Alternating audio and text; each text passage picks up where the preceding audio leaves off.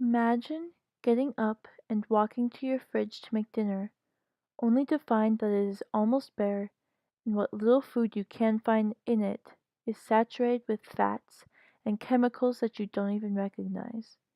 You rarely find fruit or vegetables in that fridge. Because of your low income job, you are never sure of where the next meal is coming from. Either you are a college student or living in a food desert. A survey of 44,000 households. So this is a very large study that was conducted saying that 49 million Americans are food insecure. As you said earlier, people who sometimes eat less, go hungry, or eat less nutritional meals because they can't afford to eat better. And one of the issues that has come up with First Lady Michelle Obama is what she calls these food deserts. If you travel to inner cities, there's no place to buy fresh meats, bread, and vegetables. Absolutely. Actually, it's both inner cities, and you see it a lot also in rural communities where people have to drive miles. I actually was in Inez, Kentucky earlier this year, and Inez, Kentucky was one of the places where President Johnson had gone to visit during his war on poverty. And to get to a supermarket, you have to drive 45 minutes to get to a supermarket there. So you definitely have issues related to access of food. And then the other part is that when there is access, it's very expensive.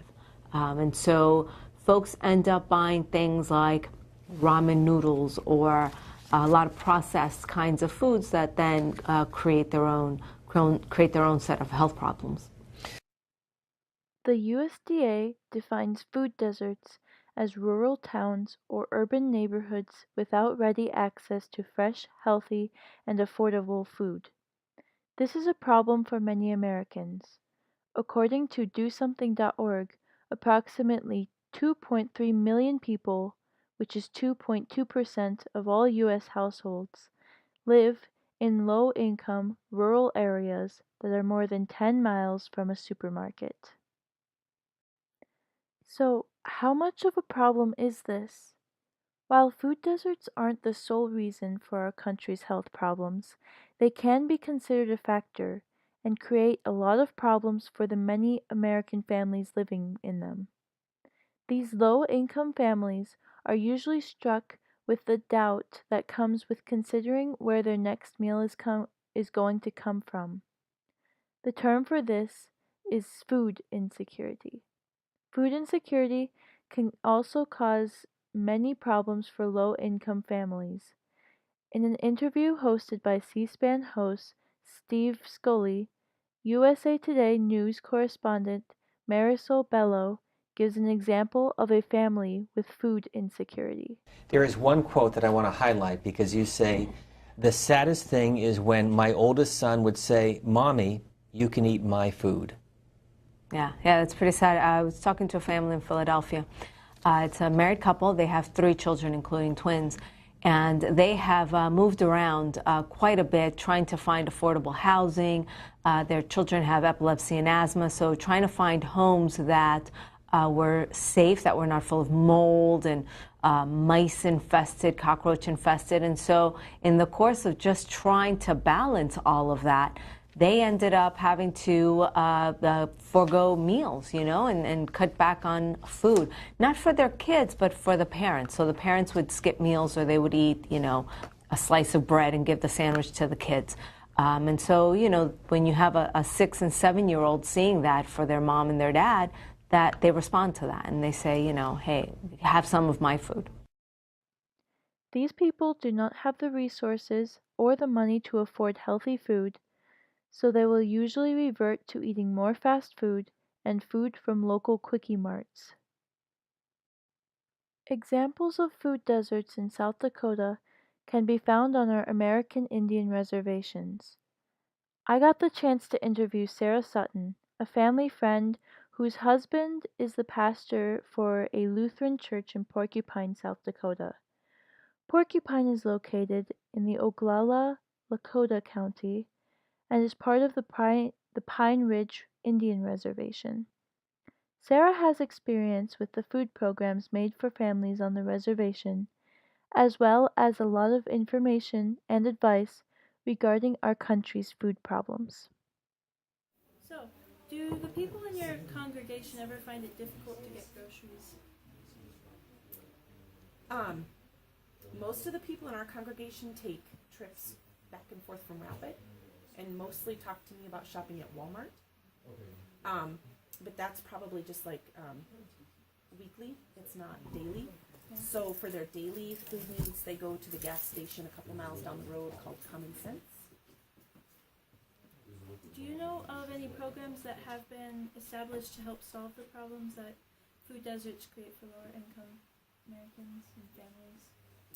In our area of Porcupine that we work with, there are lots of church groups that bring food and distribute to individual families. Our church works with Feeding America. We are an agency through them, and so we are allowed to access the food through them. So once or every other week when we go down, we serve a full hot meal with the food that we receive from Feeding America, and then once a month we hand out food bags also on top of that to the members in that community, to the families in that community. We pass out the food bags to only the adults, and the hot meal though is for the whole community. It's everybody and anybody, and then we also send home all the leftovers. What do you believe are the biggest food problems in the U.S. today, mostly?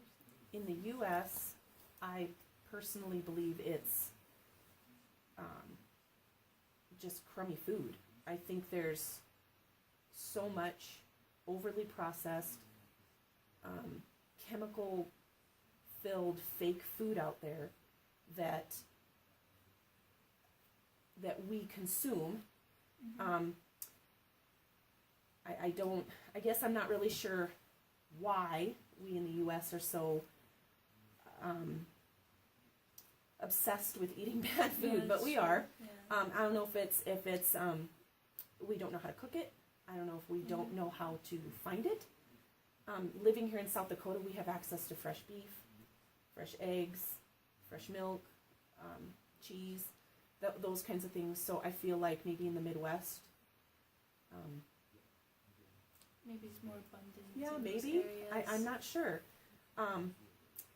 But that's my biggest. I would feel that's our biggest concern is poor eating. We have so much food. We have so much food in the United States, but yet it makes us so very sick. And that really bothers me. That concerns me for the younger generation.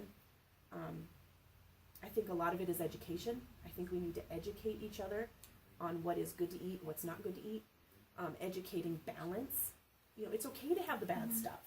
The cupcakes and the McDonald's and the junk food, but we need to balance that with a healthy, well-rounded diet. We have a terrible problem with obesity. We have a terrible problem with diabetes. We have heart disease. We have people in their 50s that are having their knees and hips replaced because they're overweight and they can't they can't exercise anymore, and it's just causing more and more problems. And so I guess that's my soapbox. Another problem that food deserts create regards those with disabilities. People who have disabilities can be especially unfortunate in areas where grocery stores are far away from their house. Those who have a disability that inhibits their movement will have an even harder time getting the groceries they need, especially if they don't have anyone to help them. So, let's go over some big points again. Low-income families can't afford healthy food. Families who live too far away from grocery stores can't acquire healthy food. People with physical disabilities that inhibit movement can't easily travel to grocery stores to acquire healthy food. All these people turn to fast food and small convenience stores, which don't have the same access to vegetables and fruits. These places can also, over time, become too expensive for those with low incomes. This leads to obesity and other health issues in these families, for these people aren't getting the proper nutrients they need to live healthily. So, What is the U.S. doing now to help combat food deserts? There are so many programs out there that are made to battle hunger in the U.S. The AARP Foundation, Feeding America, Generations United, Meals on Wheels, and No Kid Hungry, just to name a few. I looked into two of these organizations. Feeding America is the nation's largest domestic hunger relief organization. Its mission is to end all hunger in the United States by first giving temporary food assistance to those who really need it. Its local partnership, Feeding South Dakota, distributed 13.4 million pounds of food in 2016 and now provides temporary food assistance to approximately 21,000 individuals and families in South Dakota. Generations United is an organization that is made to unite those of the old and new generations. Through this, they hope to help teach America's younger generations important life skills such as growing their own food. Although there are many food organizations in the U.S., we are far from solving our country's food problems. Food deserts are still abundant, obesity still runs rampant, and the leading cause of death in the U.S. is heart disease. The solution? More food? Yes, but also more healthy food. Not just that, we need to work harder to teach newer generations the life skills that they need, such as preparing meals and money management, to ensure that they and their families never go hungry and can live longer, happier, and healthier lives.